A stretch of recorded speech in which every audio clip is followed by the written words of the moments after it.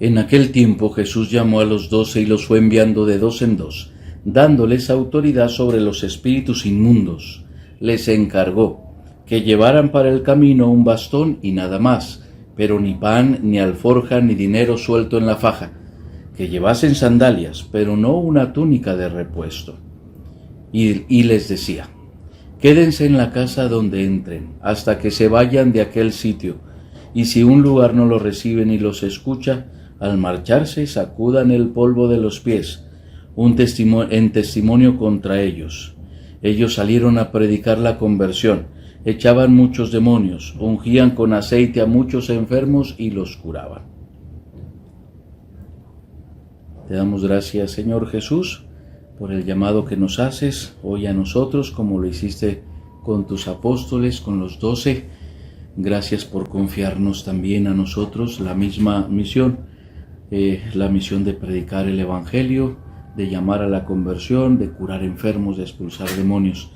Y gracias porque nos invitas también a hacer que otros hagan lo mismo. Gloria al Padre, y al Hijo, y al Espíritu Santo, como era en el principio, ahora y siempre, por los siglos de los siglos. Amén.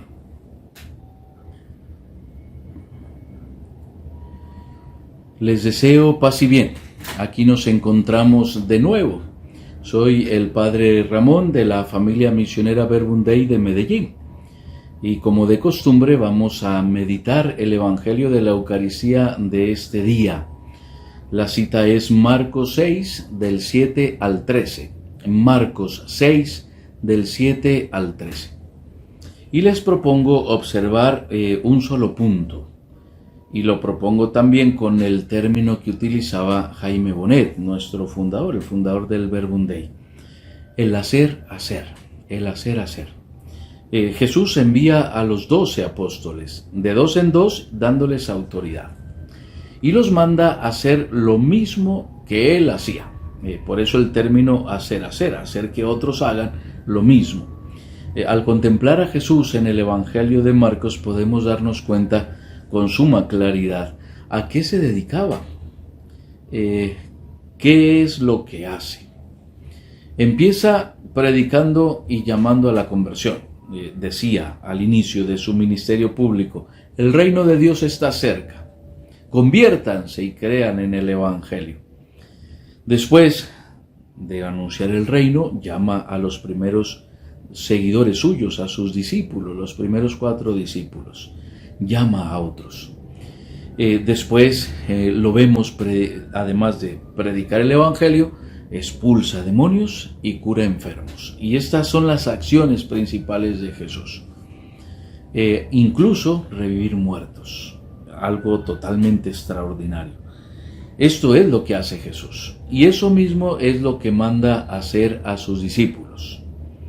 En Marcos 6:13, que es el final de esta perícopa evangélica, dice ahí que además es un sumario, un resumen de la misión de los 12. Dice aquí este versículo: ellos salieron a predicar la conversión, echaban muchos demonios, ungían con aceite a muchos enfermos y los curaban. Y así de simple, hacen lo mismo que hace su maestro. No hacen otra cosa diferente. Predican, llaman a la conversión, expulsan demonios y curan enfermos.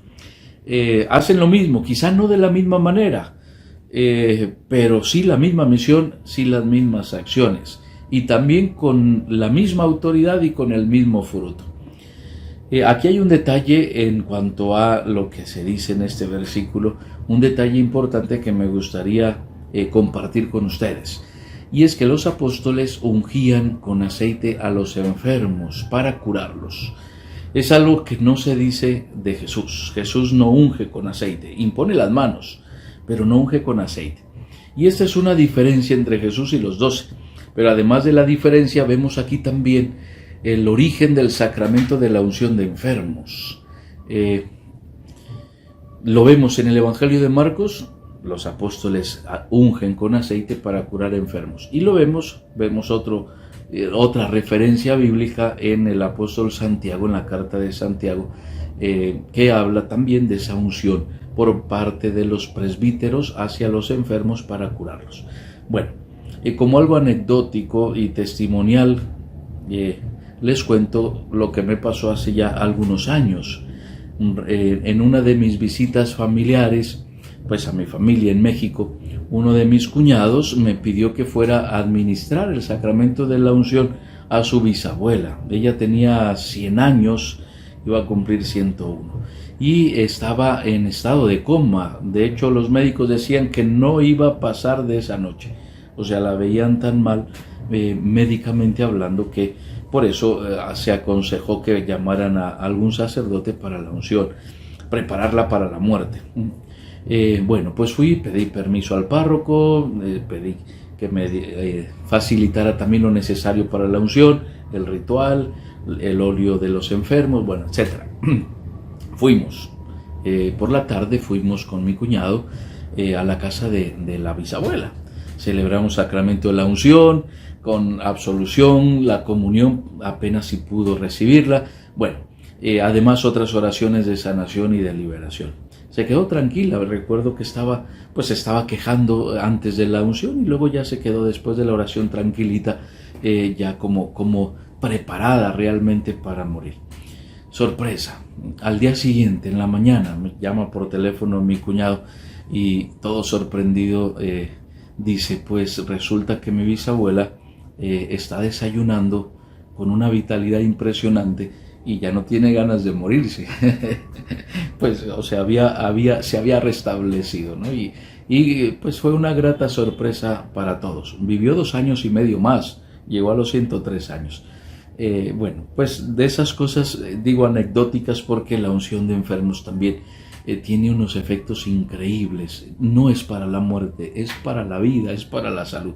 Y en esas edades incluso pues también puede darse pues este tipo de acontecimientos. En mi servicio como sacerdote misionero he visto muchos acontecimientos de salvación, muchos, donde Dios se manifiesta de forma ordinaria y de forma extraordinaria. Creo que esto es lo primero que nos invita este evangelio, que nosotros nos atrevamos a hacer lo mismo. Pues no digo que el sacramento de la unción lo pueda administrar todo el mundo, pero sí ¿por qué no orar por los enfermos, visitar a los enfermos? Dios puede manifestarse a través de nosotros.